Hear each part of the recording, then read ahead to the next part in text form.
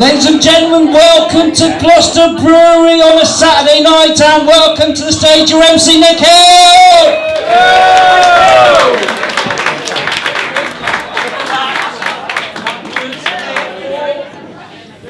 Hello. Hi.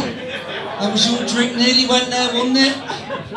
Look at this. Well, I've got to say, honestly, you're probably the best looking audience I've ever gigged to tonight, to be honest. So, well, apart from the front, although the front row, I mean, look at these lovely shiny heads deflecting the light. You came in quite late, didn't you? Because everyone else was here at 6:30, so we waited. We had a table booked at the back. You had a table booked at the back. Why aren't you sat there then? I don't know.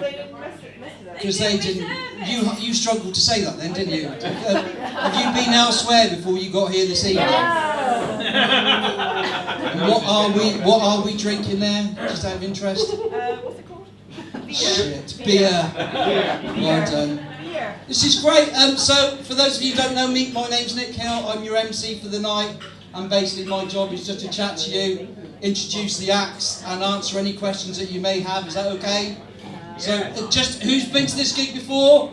Yeah. Very polite show of hands. That's nice.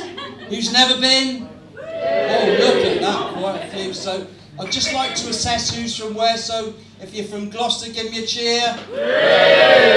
Good. Stroud, have we got any Stroud people in?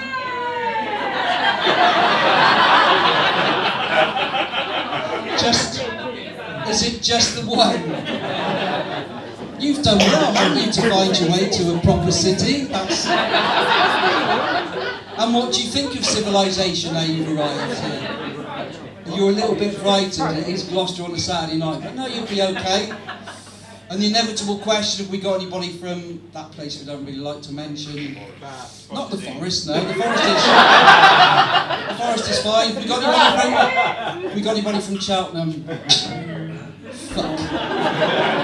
2. Is it just the 2 of you? 3. All the numbers are going up. Like 4. Or are you just pointing around? Because I don't know if you heard, but last year, just before Christmas, there was a rumour that Gloucester was potentially going to be twinned with Cheltenham. Did you all hear of that? And the aim was to potentially create this mega city so we could compete for things like possibly the Olympics, who knows what. And BBC Radio Gloucester went out into King Square to ask some people there, what do you think of Gloucester being twinned with Cheltenham? And the response they got was, well, I think that's quite a good idea, because they could bring some really nice shops in instead of all these pound shops and stuff we've got.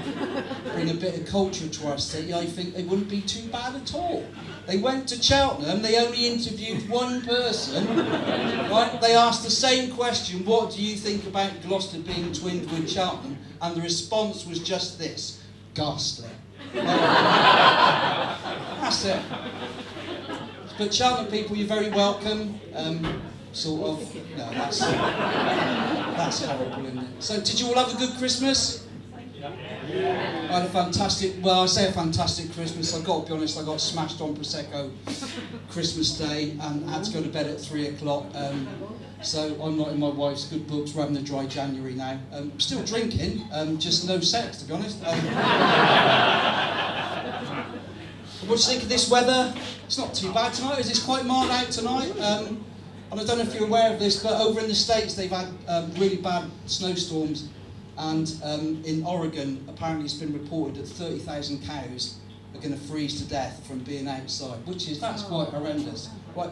And actually, it's terrible, isn't it? But right here in our city tonight, 30 cows are also going to freeze, and they're in the queue outside of Liquid right now.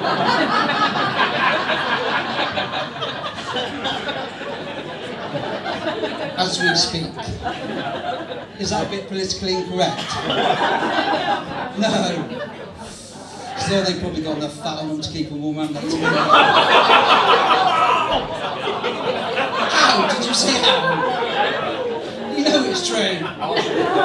It's true. I'm quite pleased we've managed to get to the second week in January, and not many celebrities have died, because last year was just awful, wasn't it? It was all the people that died. And it's just been announced today that they've found what happened to George Michael, and apparently it was the result of a sex game with a chocolate bar that went wrong. Yeah, he died from a careless whisper. Okay, I didn't know whether to do that, but you can have that. No, not good. Do I look like I care? Not really. So the only death we've had so far is Peter Sardet, and those of us of a certain age, probably 50 plus, will remember him from, was it the 70s? Probably, yeah, Where'd You Go to My Lovely?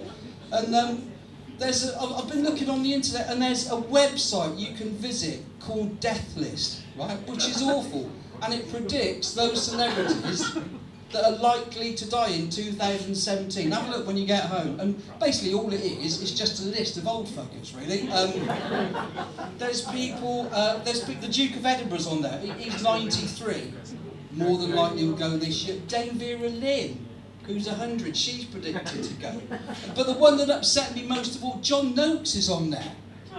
So 83, poor old Johnny's going to go and join Patch in the Sky, and that's quite upsetting. I was just pleased that my name on there. Shep! Who's Patch?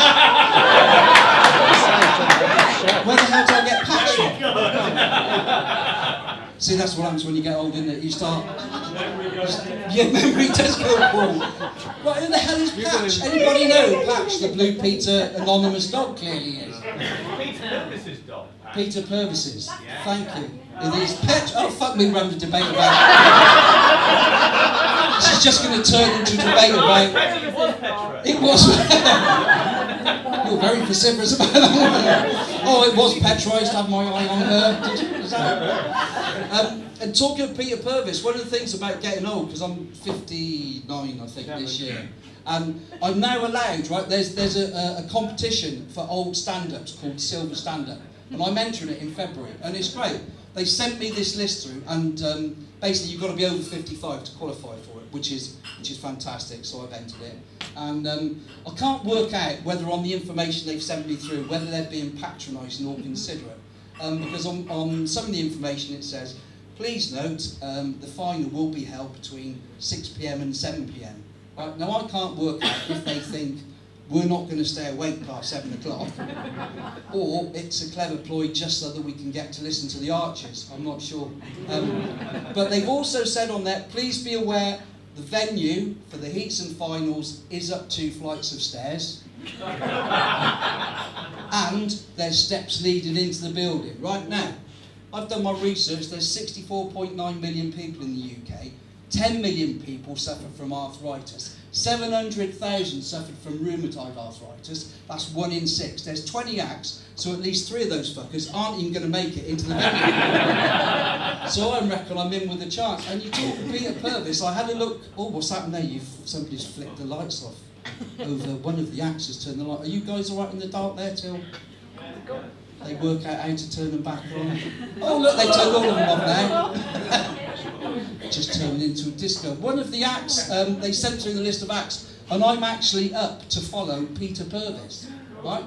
Now, I googled it, I thought, wouldn't that be fantastic if it was the Peter Purvis, but it's not, it's a different Peter Purvis. And this guy is, in his day job, he's something to do, well done, that's great.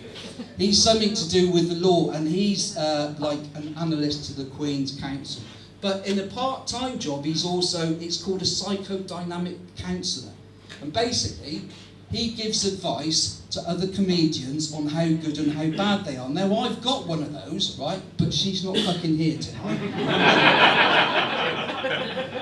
The reason she's not here is, to be honest, well, we've been married 19 years, and you know what it's like, you get to 19 years, and things happen, you get a bit irritable, you know, I mean, things irritate me about her, like breathing, but she's one of these women, and because I'm quite little, so in my car I sometimes struggle to see out, so I will ask her for advice.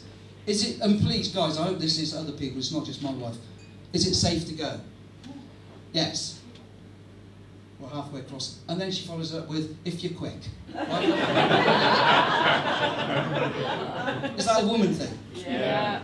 Do you do that? Right? I'll be quick. Yeah. She didn't see the funny side when Eddie Stobart lorry smashed into us. There we go. We have been married 19 years now, and she said, you know what? The romance has gone out of our relationship a little bit. I said, has it? She said, yeah. So we should rekindle it. I said, well, what have you got in mind? She said, well, maybe when we're making love, it'd be nice if we had some candles. Yeah, okay, fair enough. And maybe if we had some music playing, that would be quite nice. So I thought, well, she's got a fair point. So a couple of days ago, I chose some music, and we were just about to get down to it, and the first song came on was Angels by Robbie Williams, which I thought was okay, that was acceptable. Apparently, my choice of song number 2 was wrong, the theme from Match of the Day.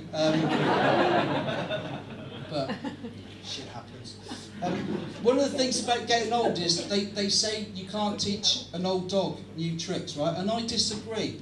I work in recruitment for my day job and come into contact with a lot of people from the EU.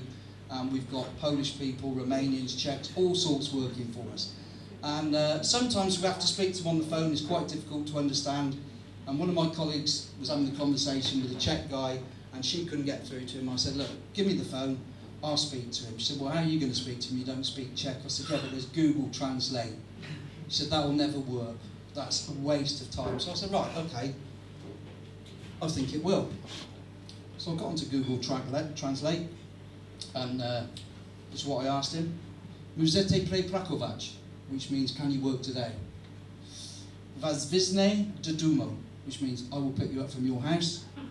Rushme vidni, I'll be around in 15 minutes. Right? I was pretty pleased with that. Put the phone down, the girls were laughing at me. He won't be there. I said he will. I went round, 15 minutes later, there he was, waiting for me, dressed as a Mexican bandit. That joke fell completely flat, didn't it, really? I did that. What do you think? You didn't like that? No. I love that. Right, so the joke is, he completely misinterpreted what I'd said. Yeah? No? Okay, fucking suit yourself, I know. I'm not that bothered. Probably won't come again now, will you? Somebody once said to me, in fact it's probably the last gig, Nick, that thing you do at the front, that's pretty easy. All you got to do is read out local stuff from the local press, which is, it is true to a certain extent, right? And I'll prove my point. I don't know if any of you read that story in the Citizen, I think it was last week, about a young homeless couple sleeping in a tent at the Wingate sports ground. Did anybody read that? No? Okay. Do you know what paper is? Should make it slightly easier. Well, apparently there's this homeless couple, right, they're about 24, 25, and they've been just living in a tent at the Wingate sports ground. And our lovely paper, The Citizen, and I don't know if we've got any representatives in from The Citizen tonight. No one's going to admit that, are they? Not now. They published some letters that have been printed, and I've got them here for you, and I think this just shows what a caring, humane community we live in. Stroud, you'll appreciate that. You probably live in a tent. That's not true, is it? Whereabouts in Stroud you come from? Oh, that is quite rough, isn't it, as well? You're in the bit before you lying git. So this was some of the letters. There was just 3 letters. The first one was by Jordan Ellis, who I thought this was really lovely. I've got a room they can stay in. It will invalidate my tenancy, but at least they'll be warm and I'll be able to sleep at night. That's lovely, isn't it? I thought, Jordan, fair play to you. Tim Cook, slightly less sympathetic. Well, they got a tent, so that should keep them warm enough. It's a tent, Tim. Right, but my favourite, I'm delighted the Citizen printed this because it shows what a bunch of bastards they really are. This was from Rob Birch, and I don't know if Rob's in tonight, hopefully not. Well, they're probably breeding to keep warm. Worst case scenario, if one dies, they can eat each other. Yeah. Dursley. Did you say Dursley? So that's quite a sweeping statement, so just assume everybody from Dursley is quite rough. Yeah, Rob Birch, lovely. Right, so listen, now we've got you warmed up hopefully. The format of the night is we're going to have your first act on, then we'll have an interval for which you can get to the bar and attempt to go to the loo. I think if you're going to loo, better make it 4 at a time, otherwise we're going to be here all night. And then we'll have 2 acts in the middle, then another interval, and then your final headliner. Is that okay? Yeah. Good? Thanks for that, you're very polite, that's really nice. So, without further ado, it gives me... Oh, yeah, I've got to walk past you. And what's that bag as well? You don't want to be tripping up over that. You won't catch it, you used to be a scrum half. I did used to be a scrum half, that's right, in my slim days. Ladies and gentlemen, it gives me great pleasure to introduce your first act tonight. Please welcome him to the stage, the lovely El Baldino.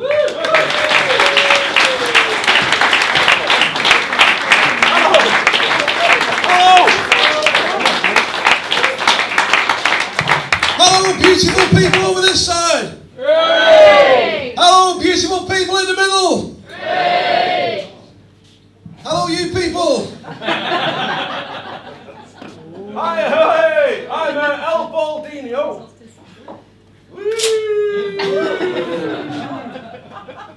Magic and mind reading, huh?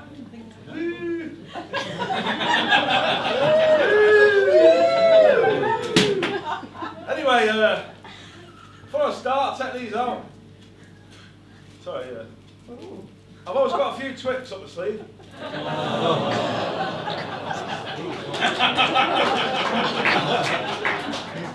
You like that? So, do you want to see some magic? Yeah! This is an amazing trick, ladies and gentlemen, an amazing trick. This is a normal cup. You can buy it in any normal magic shop. Ladies and gentlemen, El Baldino's. It's a mic on. No. Switch on the top. Hello.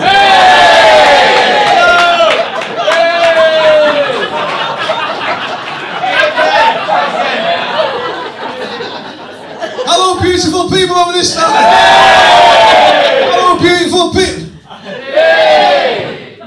Hello, you. That was great, wasn't it? I'm a mime act. Anyway, the floating cup trick. Gentlemen, 2 gentlemen there, 1 cup, yeah? 2 girls, 1 cup. Don't Google it. Right, okay, here we go. El Baldino's amazing floating cup trick. Ladies and gentlemen, thank you very much.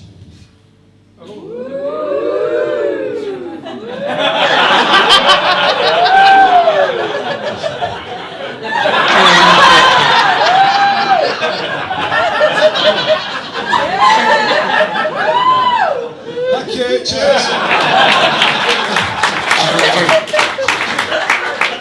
Sorry. Can you do it low down? Sorry? Can you do it low down? What? I'm not supposed to reveal my secrets. But my Auntie Irene is actually my real mum.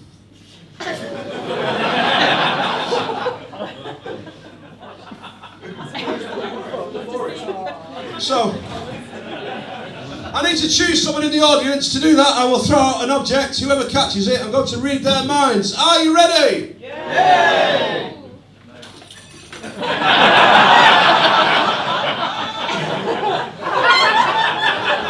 Let's have a countdown. 5, 4, 4. Right, listen.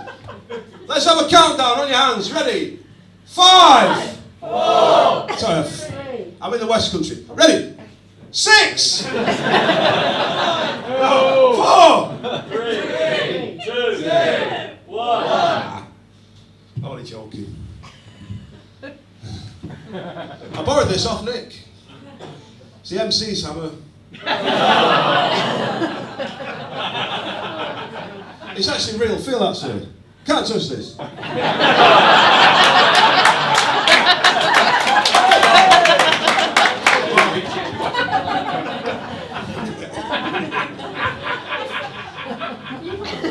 Yeah. He feels a tool now, don't he? A great big one. Some more magic, ladies and gentlemen. This is called the ketchup trick. Ladies and gentlemen, the ketchup trick. The ketchup trick. Watch carefully, the ketchup.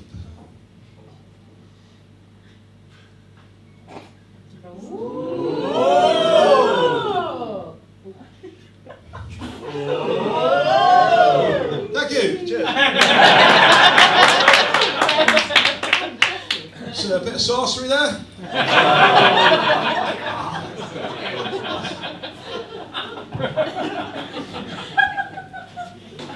Well, ladies and gentlemen, I have under this sheet a picture of a famous celebrity.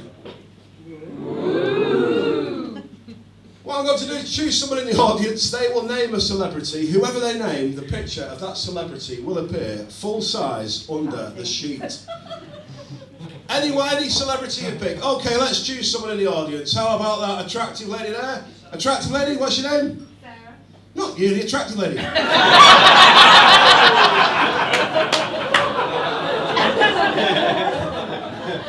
Sam, right, Sam.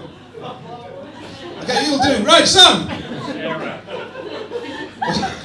Sam, yeah? Sarah, okay, Sarah. Sarah, what I'd like you to do is to name a celebrity. Whoever you name, they will appear under the sheet. Okay, Sarah, the celebrity you're naming is? Peter Fergus. Sorry, say that again? Who was it? Huh? Peter Purvis. David Beckham, you say? Right. Bollocks.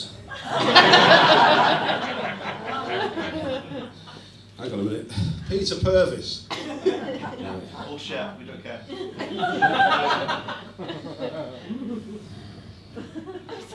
A, B, C, D, E, F. Peter Cook. Jimmy no, that's That is amazing, that, Sarah. Sarah, listen. You said Peter Purvis, okay? Now, what's the chances of this picture? No. Listen. You could have chose anyone. Sarah, you chose Peter Purvis, yeah? Now, before I unveil this, Sarah, have we met before the show? Sorry? No. Would you like to meet after the show? Yes. Oh, we've got a deep voice. And it sounds a bit gay. Sarah, you said Peter Purvis. Yes. The celebrity under the cloth. It was Peter Purvis, aged 4 months.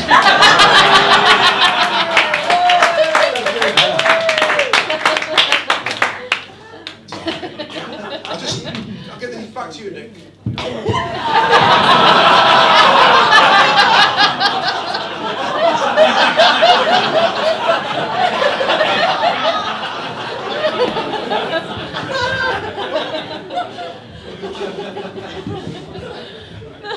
Who's Trevor McDonald? Anyway, so I've had a bad week. I resigned from the Magic Circle. I was disillusioned. And then I was in a Magic Double Act, but we've split up this week, unfortunately. We worked together for 6 years, and then we ended up in bed together last week, and after that it was all different. And, you know, once you've been... Anyway, we've split up now. So he won't come out of his hutch.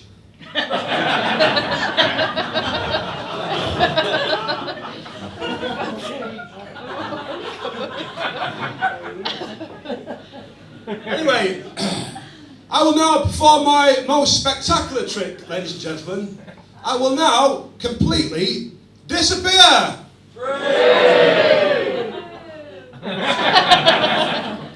No, I will disappear. Ready? Yo, yo, yo, Blackpool Pier. What a load of rubbish.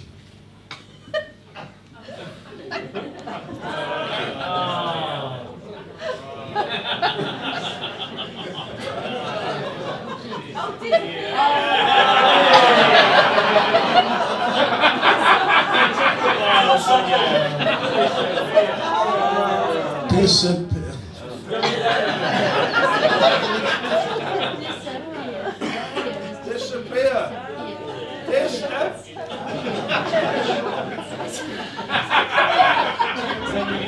He's got that. Anyway, here's a trick I've never performed it before. I'm going to perform it tonight for the first time. This is called classical music. Hello, and thank you for purchasing this amazing magic trick. Your first in a series of amazing tricks in 10 steps from the Magic Trick of the Month Club. This month's trick is the Vanishing Bandana. The number one rule in magic is to never tell how a trick is done. So before we begin, we must take the magician's oath. Now raise your right hand.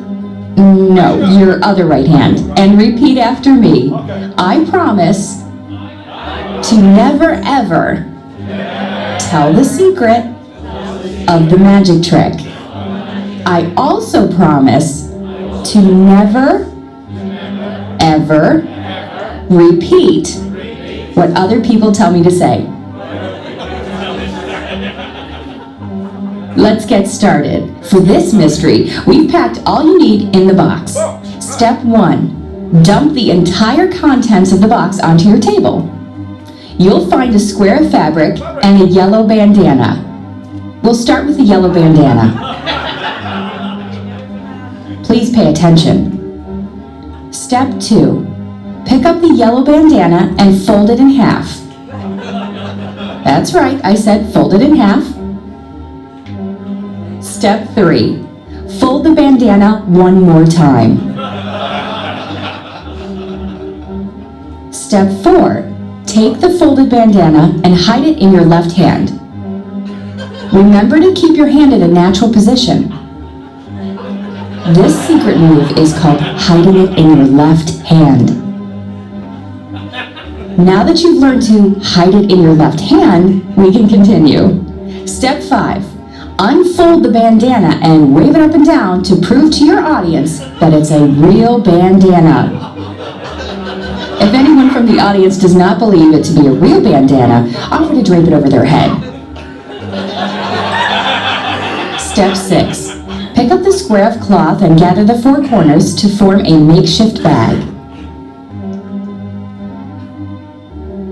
Step 7. Use your free hand to fold the bandana along the creases you made earlier. Drop the bandana into the makeshift bag. Step 8. From the outside of the bag, squeeze the bandana into a small little ball. What the audience doesn't know is that you didn't really drop it into the bag. You actually have it hidden in your left hand. Remember hiding it in your left hand that you learned before? Remember to keep your left hand held naturally.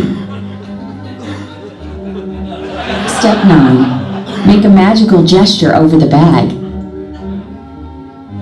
Fling open the cloth to show that the bandana has vanished.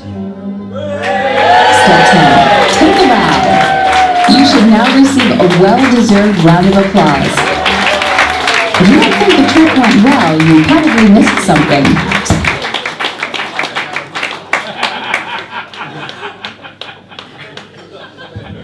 So it's nice to be here in Gloucester Brewery. Good evening.